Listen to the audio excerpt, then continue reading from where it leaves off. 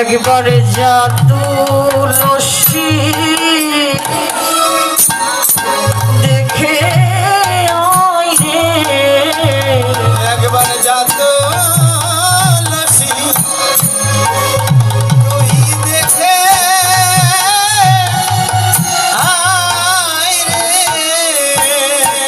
প্রাণ বলল কেমন আছে রে, একবারে যা তুলসী দেখে আয় রে। ওরে প্রাণে বল, হরি বল। কেমন আছে, একবার যা তুলসী দেখে আয় রে। ও সে সুখে আছে কিনা, সুখে আছে একবার যা তুলসী দেখে আয় রে। সুখে আছে কি বা? হরি আছে দেখে আয় রে। আছে কি বা সুখে আছে? একবার যা তুলসী দেখে আয় রে। নাগর শেখর যথা রে। নাগর শেখর যথা। তুলসী, তুই তো অঘটন ঘটাইতে পারিস, তাই কৃপা করে করুণা করে একবার গিয়ে দেখে আয় আমার পরাণ বল্লভ গোবিন্দ কেমন আছে। কিন্তু আমি তো সে ভাগ্য করে আসি নাই রে।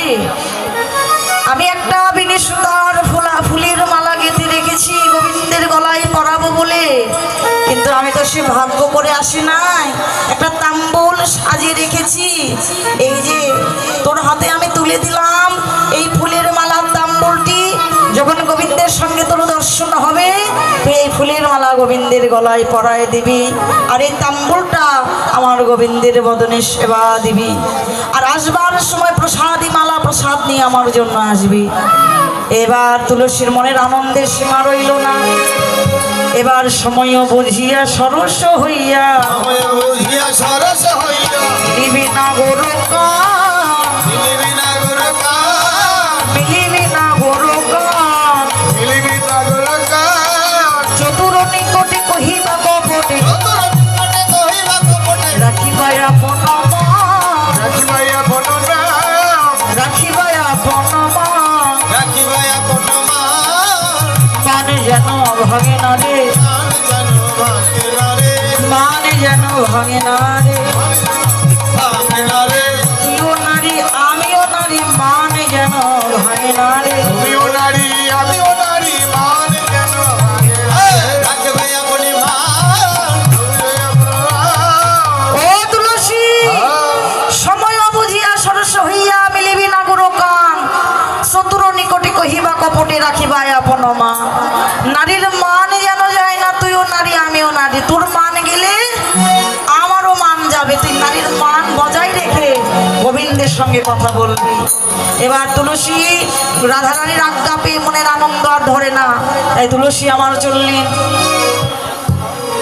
তুলসী তুলসী মনেতে হরসী, তুলসী তুলসী মনেতে হরসী, তুলসী তুলসী মনেতে হরসী। তুলসী তুলসী মনেতে হরসী। চলিলা রায়ের বলে, রায়ের বলে, চলিলা রায়ের বলে, রায়ের বলে, কর্পূর তাম্বুল লইয়া ফুল হর, অকুল তাম্বুল লয়ে ফুল হার, কর্পূর তাম্বুল লইয়া ফুল হর। অকুল তাম্বুল লয়ে ফুল হার। এবার মিলা সরসী বলে, লীলা সরসী কুলে, মিলা সরসী বলে, লীলা সরসী কুলে। আনন্দ আর ধরে না রে, আনন্দ আর ধরে না রে, আনন্দ আর ধরে না রে। আনন্দ আর ধরে না রে। গোবিন্দ সেবার সুযোগ পেয়ে আনন্দ আর ধরে না রে। গোবিন্দ সেবার সুযোগ পেয়ে আনন্দ আর ধরে না রে। এবার তুলসী দেখলেন গোবিন্দ আমার রাধা চিন্তা করতে করতে রাধা ভাবনায় অচৈতন্য হয়ে পড়ে আছে। রাধা ভাবনায় রাধা চিন্তা করতে করতে ষড়শির কুলে গোবিন্দ আমার অচৈতন্য হয়ে পড়ে রয়েছে। এবার রাধারানী যে বলেছিলেন যে যেচে কথা যেন না বলতে, এবার তুলসী কি করবেন?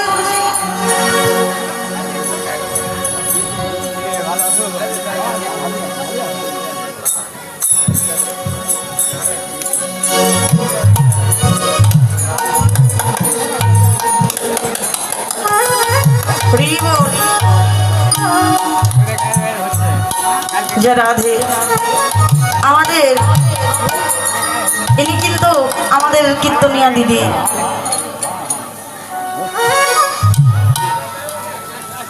আমাদের কিন্তু কীর্তনিয়া দিদি আপনারা সকলেই চিনেন, সকলেই জানেন।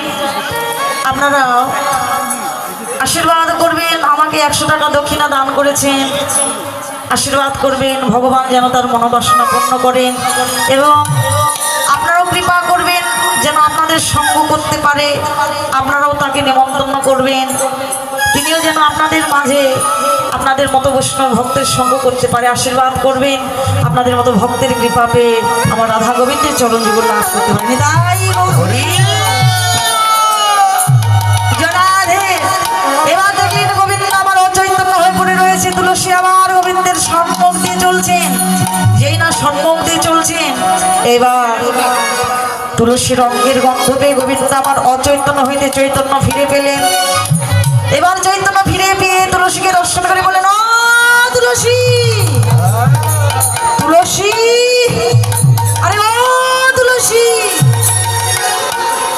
এবার গোবিন্দের কথা শুনে তুলসী বললেন, হে গোবিন্দ, তুমি আমায় ডাকছো, বলো।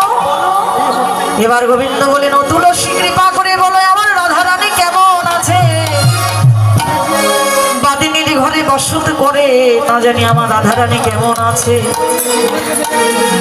এ কথা শ্রবণ করে গোবিন্দ বললেন, তুলসী রে, ও কৃপাময়ী, একবার রাধার কুশল আমাকে খুলে বলো, কারণ সে যে বিনোদিনী দিবস রজনী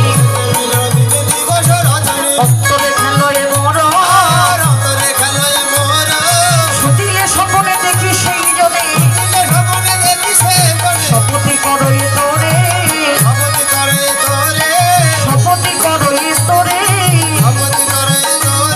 আমার রাধারানী কেমন আছে, রাধারানী কেমন আছে। বাদিনীর ঘরে বসতে করে রাধারানী কেমন আছে, ঘরে বাসন করে রাধারানী কেমন আছে। গোবিন্দ আমায় দর্শন করে তোমার রাধার কথা বুঝে মনে পড়ে গেল। গোবিন্দ বলেন, না তুলসী, আমি কি করে তোমাকে বুঝাবো। আমার এই হৃদয়টা যদি বিদীর্ণ করে চিরে দেখানো যেত তবে তুমি বুঝতে আমি আমার রাধারানীকে কোথায় রেখেছি, তবেই তুমি দেখতে পারতে। একবার কৃপা করে বলো। তুলসী বললেন, শোনো গোবিন্দ, তুমি যদি রাধারানীর কৃপা পেতে চাও, রাধারানীর দয়া পেতে চাও, তাহলে বসে বসে ষড়শির কুলে রাধা নাম জপ করো। রাধা নামে জপ করে তোমার রাধার কৃপা হলেও হতে পারে। এবার রাধারানীর দেওয়া তুলসীর মালা গোবিন্দের গলায় পরাই দিলে, তাম্বুলটি গোবিন্দের বদনে সেবা দিলে। এবার বলেন, হে গোবিন্দ, তোমার প্রসাদী মালা দাও আর তোমার তাম্বুল প্রসাদ দাও, আমাদের রাধারানী চেয়েছেন। এবার তাম্বুল এবং প্রসাদী মালা নিয়ে এবার গোবিন্দকে বললেন, হে গোবিন্দ, তুমি যদি রাধারানীকে দেখতে চাও তাহলে সরস্বতীর কুলে থাকো, সে যে বিনোদিনী আসিবে এখনই, সে যে বিনোদিনী আসিবে এখনই, থাকো সরস্বতীর কুলে, থাকো সরস্বতীর কুলে, রাধা নাম জপতে থাকো,